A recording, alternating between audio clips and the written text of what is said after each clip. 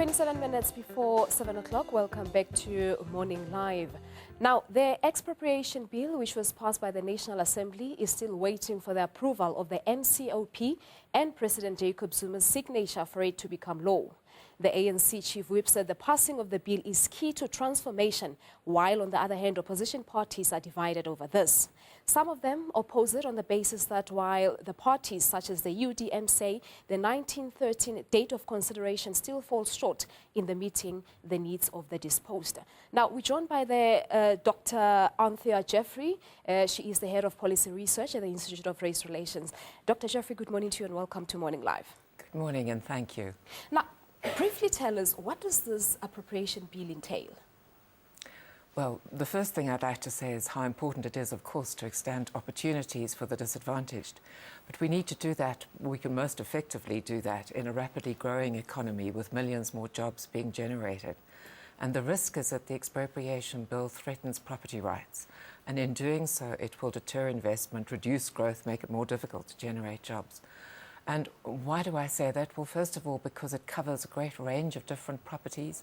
The definition of property is very broad, and so it could extend to people's homes and to businesses and shares and so on.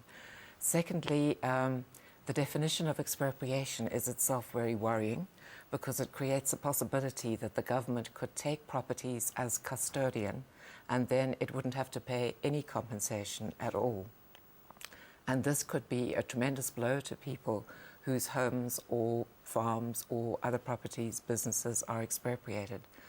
And thirdly, even if the government does not do that, if it does stick to expropriation, taking the property as owner, the way in which the process is to happen is problematic for the ordinary man and woman in the street. Because after a preliminary process of negotiation and the government investigating the value of the property, a notice of expropriation can simply be served on the owner. And that notice will say what the date of expropriation will be. In other words, on what date the ownership of the property will automatically flow to the government by operation of law. And it could be very soon. There's no time limit stipulated in the bill. So it could take place really within a week, within 2 weeks of the notice being served. And then people will find themselves no longer owning their property, but now having to look to a cash-strapped government to try and obtain just and equitable compensation, which is sure to be less than market value, which may, if they have a bond over the property, still leave them owing money to the bank, which they somehow have to pay off. And if they want to contest the validity of the expropriation, for example, if a municipality were to start taking peri-urban land in the Pinetown area, which is held in customary tenure because it wants it for RDP housing, that might not really be in the public interest as defined in the Constitution. But the people affected would then have to go to court. In that instance, it would be for them to approach the courts and to try and prove that this is not in the public interest. But now, why these concerns? Is it not mainly aligned with the Constitution of the country? It's aligned to some extent and not in other ways. It's aligned in the sense that it does talk about expropriation both in the public interest and for public purposes, and that is in keeping with the constitutional formulation. It also talks about compensation being based, as the Constitution does, on market value and for discount factors such as the history of the acquisition of the property. But what it also does is to allow the government to take ownership by this notice of expropriation, as I was explaining. And that comes directly from a 1975 Expropriation Act, which was adopted long before we had a Bill of Rights, at a point when the government did just arrogate to itself all sorts of powers.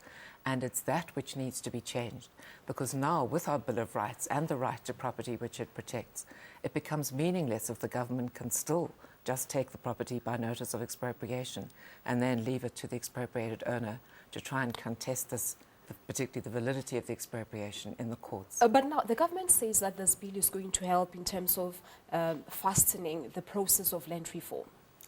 I know that that's the rationale which is very often put forward. And of course it is important that the apartheid injustice be redressed. On the other hand, one has to look at what has been happening with land reform so far. And the answer, unfortunately, is that very many of the land reform projects have failed. Some years ago, the Minister of Rural Development and Land Reform, Gugile Nkwinti, spoke of 90% of land reform projects having failed, unable to produce any marketable surplus. Well, Dr. Jeffery, thank you very much for having taken your time out to come here. Thank you. Thank you very much. That's Dr. Anthea Jeffery. She is the Head of Policy Research at the Institute of Race Relations.